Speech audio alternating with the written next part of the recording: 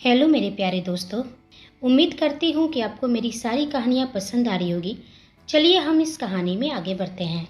Rana mention का भव्य hall रोशनी से जगमगा रहा था। मेहमान हंसी मजाक में डूबे थे और माहौल पूरी तरह पार्टी के रंग में रंगा था। लेकिन इस चकाचौंध के बीच एक जोड़ी आंखें अचानक ठहर गई। दादी की निगाह जैसे ही राकेश पर पड़ी, उनकी सांसें अटक गई। यह राकेश है? नहीं, नहीं, यह नहीं हो सकता। यह यहाँ कैसे? ये तो... उनकी आंखें सिहर गई थी। समय ने बहुत कुछ बदल दिया था, लेकिन उस चेहरे को वो कभी भूल नहीं सकती थी। उनकी पहली प्रतिक्रिया थी छिप जाना। उन्होंने तेजी से अपनी नज़रें फेर ली और भीड़ में गुम हो गई। लेकिन उधर राकेश की नज़रें भी ठिठक कर रह गई थी। उसने एक झलक देख ली थी। मासी? क्या मैंने सुजाता की मासी को देखा? राकेश के होंठ धीमे से फिसले। नहीं, यह मेरी आंखों का धोखा नहीं हो सकता। मैं उनका चेहरा कैसे भूल सकता हूँ? वह मासी ही थी। उसका दिल तेजी से धड़कने लगा। वह बेचैन हो उठा। उसकी नज़रें पार्टी में घूमने लगी। हर कोने में, हर चेहरे पर वही एक चेहरा ढूंढ रही थी। उधर दादी राकेश की नज़रों से बचने की कोशिश करते हुए धीरे धीरे पीछे हट रही थी, पर भाग्य को कुछ और ही मंजूर था। जैसे ही उन्होंने मुड़ना चाहा, राकेश ठीक सामने खड़ा था। दोनों की नज़रें मिली। एक की आंखों में डर था तो दूसरे की आंखों में एक उम्मीद, एक सवाल। आप सुजाता की मासी हैं ना? आप जिंदा हैं? राकेश की आवाज़ काँप रही थी, आंखें चमक रही थी। तो मतलब मेरे बच्चे भी जिंदा हैं, मेरी गुड़िया, मेरा अंश। उसके चेहरे पर मिली जुली भावनाओं की झलक थी, खुशी, हैरानी और दर्द। आप यहाँ क्या कर रही हैं? आप इतने सालों तक कहाँ थी? किस रिश्ते से यहाँ आई है? राकेश के मन में जैसे बरसों का तूफान उमड़ पड़ा था। दादी चुप थी, मन में हलचल थी। अगर इसे पता चल गया कि आध्या ही इसकी बेटी है तो... उनका मन कांप उठा। मासी, मैं कुछ पूछ रहा हूँ। राकेश की आवाज़ में व्याकुलता थी। लेकिन तभी किसी ने राकेश के कंधे पर हाथ रखा। वह पलटा तो सामने संजय जी खड़े थे।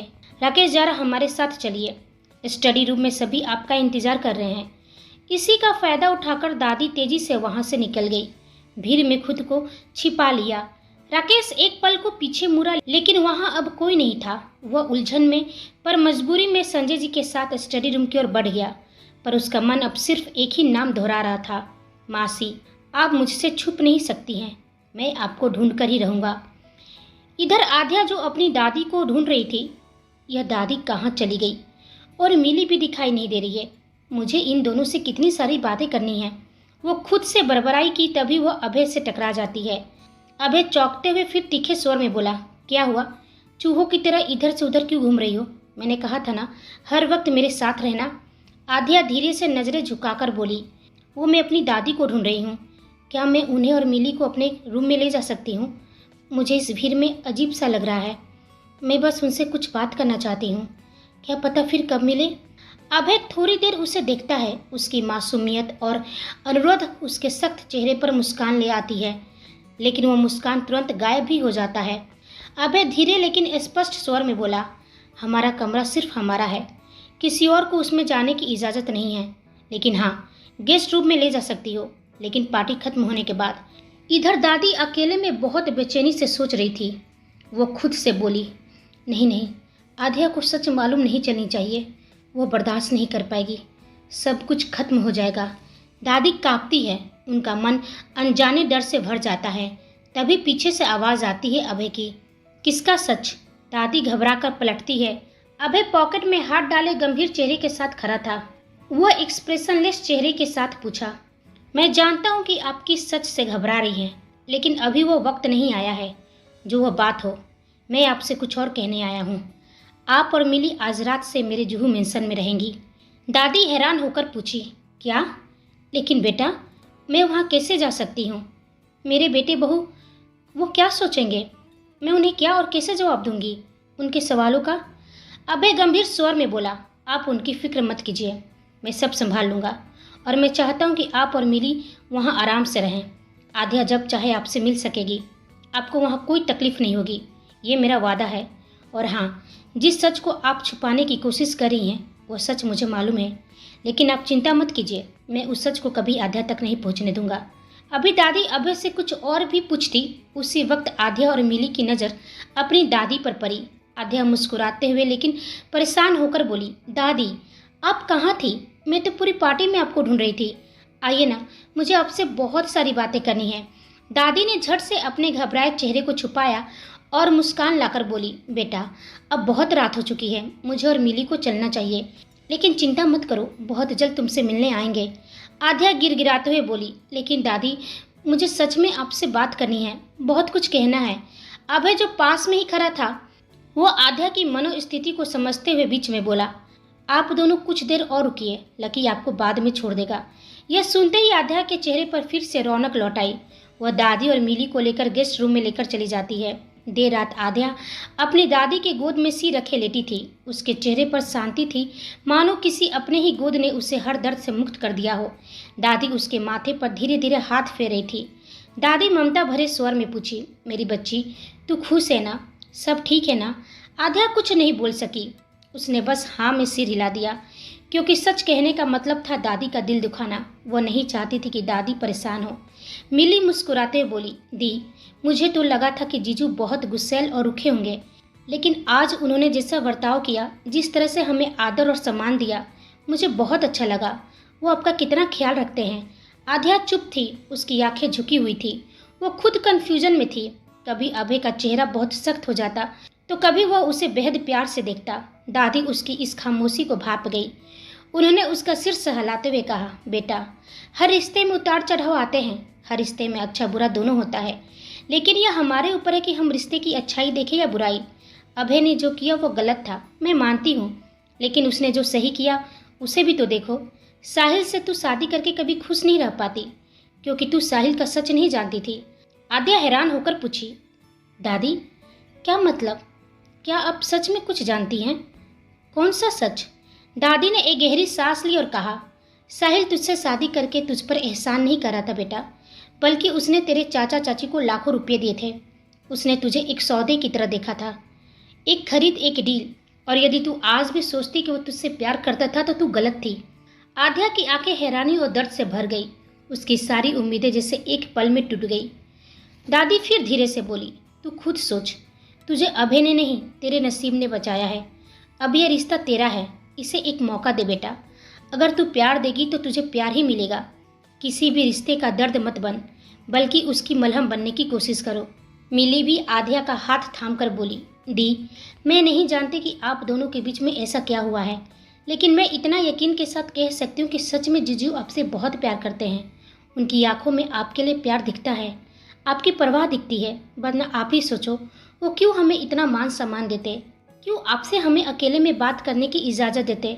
और आपको एक बात बताऊं, इंदौर में जब तक मोहित भैया और वो साहिल हॉस्पिटल में थे, उनके इलाज के खर्चे जीजू उठा रहे थे। साहिल तो कोमा में चला गया है, लेकिन मोहित भैया धीरे धीरे रिकवरी कर रहे हैं। सब ठीक हो जाएगा। ऐसे वो साहिल यही डिजर्व करता था, एक नंबर का धोखेबाज था।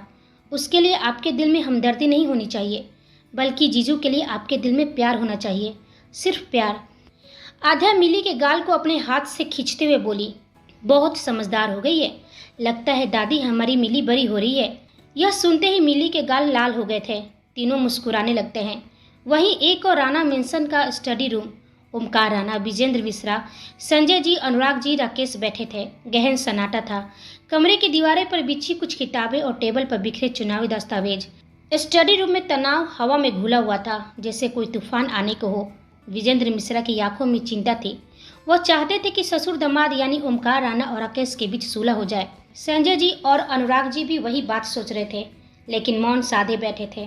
तभी राकेश की जुबान जहर उगलने लगी। वो घमंडी मुस्कान के साथ बोला, इस बार का चुनाव मैं जीतूंगा और इस बार महाराष्ट्र की सत्ता सिर्फ मेरी होगी। आप ससुर हैं इसलिए कह रहा हूँ, अब की बार आप और आपकी पार्टी सत्ता से बाहर हो जाएंगे, हमेशा के लिए। ओमकार राणा ने धीरे से अपनी ऐनक उतारी और टेबल पर रखी और आंखों में जमी सख्ती से उसकी तरफ देखा।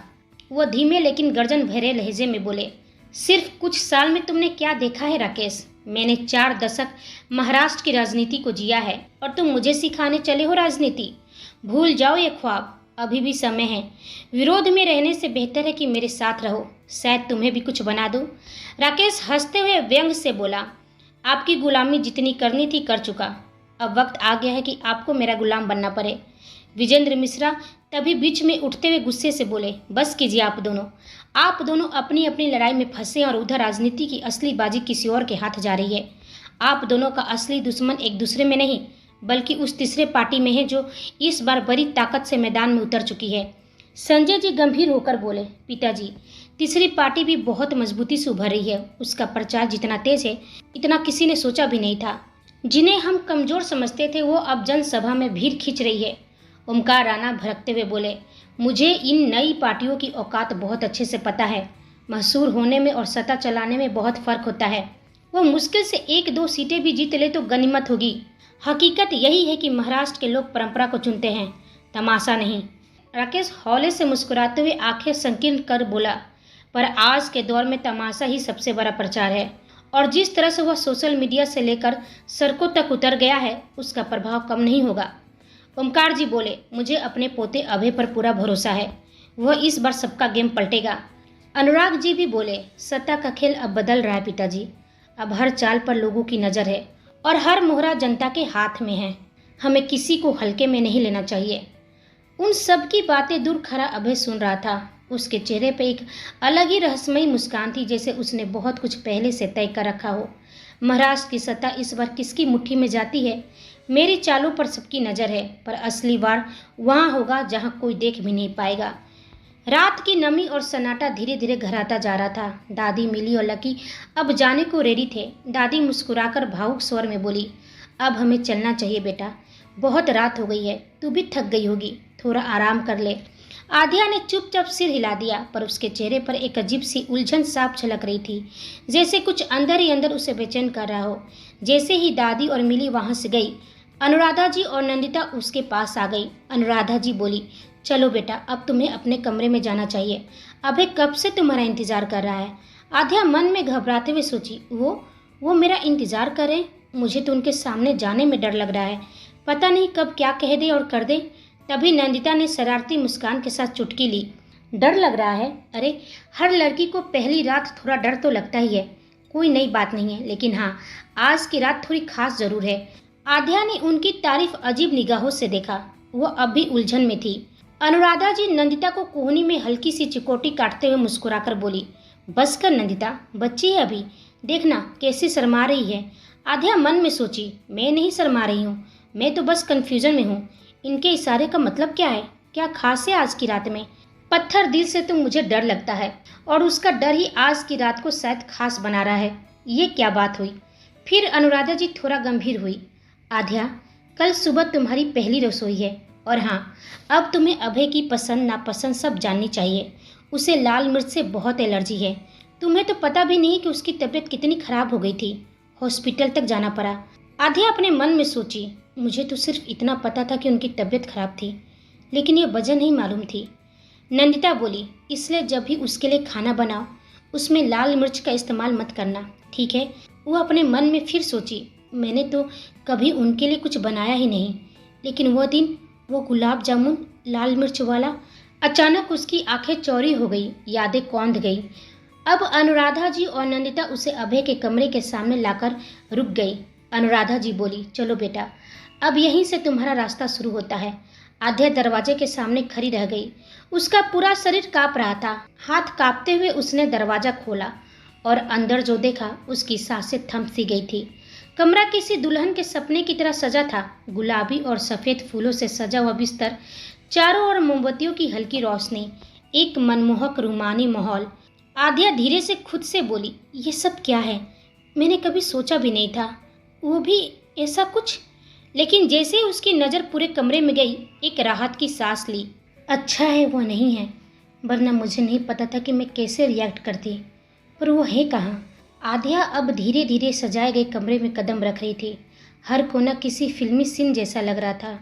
उसका मन अभी उलझनों से भरा था, लेकिन उस माहौल में एक अलग ही खामोशी थी जो शब्दों से ज़्यादा कुछ कह रही थी। वो धीमे कदमों से बेड की ओर बढ़ी, लेकिन तभी उसकी नज़र बेड पर रखे एक सुंदर सी गिफ्ट बॉक्स पर पड़ी। एक सफ़ेद रिबन से सजा हुआ चमचमाता बॉक्स। उसके चेहरे पर हैरानी उभर आई। गिफ्ट?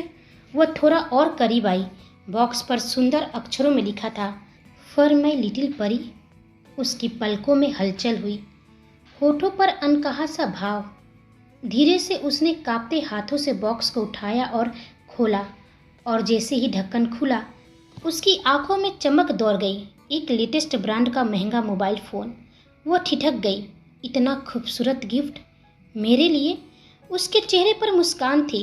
वो पहली बार सचमुच खुश लग रही थी, जैसे किसी ने उसके मन के बोझ को पल भर के लिए हल्का कर दिया हो। तभी बिल्कुल अचानक उसकी कमर पर किसी के हाथ का स्पर्श महसूस हुआ। उसका शरीर हल्का सा सिहर उठा। उसके गर्दन के पास किसी की गर्म सांसों की आहट उसके बदन में एक लहर सी दौड़ गई। उसने अपनी आंखें भींच ली, दिल धड़कने लगा, और फिर उस पहचान में बसी आवाज़ उसके कानों में टकराई। अभय धीरे से उसके कान के पास बोला, कैसा लगा मेरा गिफ्ट?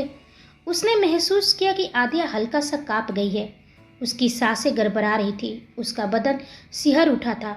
अभय ने झट से उसका डर महसूस कर लिया और वह तुरंत पीछे हट गया। अब वह थोड़ी दूर पर खड़ा था और उसके चेहरे को गौर से देख रहा था।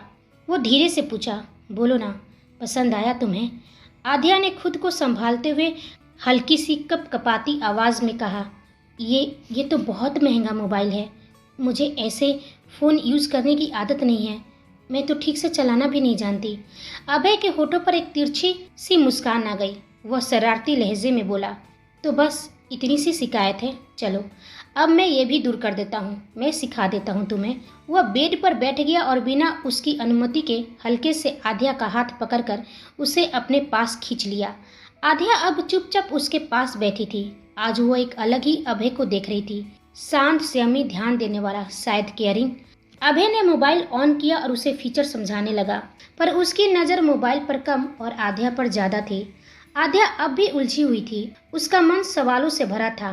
क्या वो वही अभय है जो पत्थर दिल है? क्या ये वही है जिसने मुझे डराया था? लेकिन तभी एक याद कौंध गई। कल रात की वो मिर्च वाला गुलाब जामुन और अभय का गुस्सा, उसका तड़पना उसकी आंखें भर आई। वह चुपचाप मोबाइल की स्क्रीन देख रही थी, लेकिन भीतर तूफान चल रहा था। अभय का ध्यान मोबाइल पर था, लेकिन वह आद्या की हर भावना पढ़ रहा था। उसने उसकी आंखों में नमी देख ली थी। और फिर आद्या धीमे से पूछ बैठी, आपने वो गुलाब जामुन क्यों खाया था? अभय ने धीरे से उसकी ओर देखा। अब नजरें सीधे टकराई। आद्या धीरे से लेकिन तीखे स्वर में फिर पूछी, सजा तो मुझे देनी थी ना, क्योंकि मैंने आपको छोड़कर जाने की बात की थी। फिर आपने वो मिठाई क्यों खाई जब आपको पता था कि मिर्च से आपको एलर्जी है? अभय की आंखें उसके चेहरे पर टिक गई, लेकिन उसने जवाब नहीं दिया, बस नजरें चुरा ली। वह रुखाई से बोला, बहुत रात हो गई है, अब तुम सो जाओ। वह उठकर जाने लगा, लेकिन तभी आद्या ने उसका हाथ पकड़ लिया। उसे खुद भी नहीं मालूम था कि यह हिम्मत उसके अंदर कहाँ से आ गई। शायद वह अब खुद को उलझन से बाहर लाना चाहती थी। आद्या की आवाज़ में दर्द और हिम्मत दोनों थी। मुझे सब जानना है। आप एक पल कहते हैं कि मैं आपको छोड़कर नहीं जा सकती। आप मेरी परवाह करते हैं और अगले ही पल आप मुझे सज़ा भी देते हैं। उस दिन आपने मुझे किस किया और मैं कुछ समझ नहीं पाई, ना रिएक्ट कर सकी, ना खुद को आपसे दूर कर सकी। लेकिन अगले ही पल आपने मुझे और डरा दिया। मैं आपको समझ क्यों नहीं पा रही हूँ। आपने मुझे साहिल से बचाया, फिर उस एहसास को खुद ही तोड़ भी दिया। आपने बचाया या मुझे सज़ा दी, मैं नहीं समझ पा रही हूँ। मेरा सिर फटने को है, मेरा दिल उलझा हुआ है। उसकी आंखों से आंसू बहने लगे। प्लीज़ बस एक बार बता दीजिए, वह अटकते हुए पूछी। क्या आप मुझे पसंद करते हैं? क्या आप मुझसे प्यार करते हैं? कमरे में एक पल को सन्नाटा छा गया। आद्या का हाथ अभी अभय की कलाई पर थी। उसकी आंखों से आंसू गिर रहे थे। क्या आप मुझे पसंद करते हैं? मुझसे प्यार करते हैं? ये सवाल हवा में गूंज रहा था। अभय की आंखें उस पर जमी थी। कुछ पल तक उसने कुछ नहीं कहा। उसकी सांसें भारी हो गई। फिर उसने धीरे धीरे अपना हाथ छुड़ाया, लेकिन झटका नहीं, बहुत हल्के से, जैसे कोई कांपते हुए किसी जख्म को छूता हो। वह पलटा, कुछ कदम दूर गया और खिड़की के पास खड़ा हो गया। वह धीरे से खुद से बड़बड़ाता हुआ, प्यार, हल्की हंसी के साथ मगर बहुत कड़वाहट लिए। तुम क्या जानो प्यार क्या होता है। यह नाम बहुत आसान है, पर इसके पीछे बहुत कुछ दफन होता है। आद्या धीरे से बोली, तो बता दीजिए ना, मैं समझने की कोशिश करूंगी। अभय की आंखें अब रात के अंधेरे को देख रही थी, लेकिन उसके जहन में उसका अतीत झलक रहा था। वह धीरे से बोला, अगर मैं कहूँ कि मुझे तुमसे प्यार है तो क्या तुम उस प्यार के साथ जी पाओगी? वह अब उसकी ओर मुड़ा, क्योंकि मेरा प्यार फूलों जैसा नहीं है, वह तो कांटों से भरा है। उसमें सुरक्षा भी है लेकिन घुटन भी, उसमें पागलपन भी और सजा भी। मैं तुम्हें अपनी दुनिया में रखना चाहता हूँ, पर वह दुनिया उजली नहीं है, वह काली है। और तुम बहुत मासूम हो, बहुत साफ। आद्या धीरे लेकिन इस बार दृढ़ता से बोली, तो क्या डर से प्यार छोड़ दिया जाता है? क्या तकलीफों से रिश्ता तोड़ देना सही होता है? मैंने आपके साय में डर जरूर महसूस किया है, लेकिन उसी साय में खुद को महफूज भी पाया है। मुझे फर्क नहीं पड़ता कि आपकी दुनिया कैसी है, मुझे फर्क पड़ता है कि उसमें मेरे लिए कोई जगह है या नहीं। उसका बात सुनकर अभय एकदम चुप था। वो कुछ नहीं कह पाया। उसकी आंखें भीग चुकी थी, पर उसने पलकों से टपकने नहीं दिया। वह धीरे से बोला, तुम बहुत बहादुर हो, शायद मुझसे भी ज़्यादा। वह एक पल रुककर बोला, मैं नहीं जानता कि मैं तुम्हें क्या दे सकता हूँ, लेकिन हाँ, जब तुम मुझे छोड़कर जाने की बात करती हो तो मैं पागल हो जाता हूँ। मैं बस तुम्हें अपने पास रखना चाहता हूँ, चाहे इसमें तुम्हारी मर्जी हो या ना हो। अब इसे तुम प्यार समझो या ज़बरदस्ती, यह तुम पर डिपेंड करता है। अब तुम्हारे सवाल खत्म हो गए होंगे तो सो जाओ। यह कहते हुए अभय कमरे से बाहर निकल गया और आद्या वहीं बुत बनी खड़ी रही। उसकी आंखें अभय का जवाब सुनकर भर आया था। वह अभी अभय को समझ नहीं पा रही थी। क्या होगा कहानी में आगे? क्या फैसला लेगी आद्या? क्या वो समझ पाएगी अभय के दिल में छुपी मोहब्बत? यह हम सब जानेंगे अगले भाग में। तब तक आप हमारे चैनल के साथ बने रहिए। लाइक, शेयर, कमेंट और सब्सक्राइब करना बिल्कुल ना भूलें। आप सभी को मेरी कहानी सुनने के लिए धन्यवाद।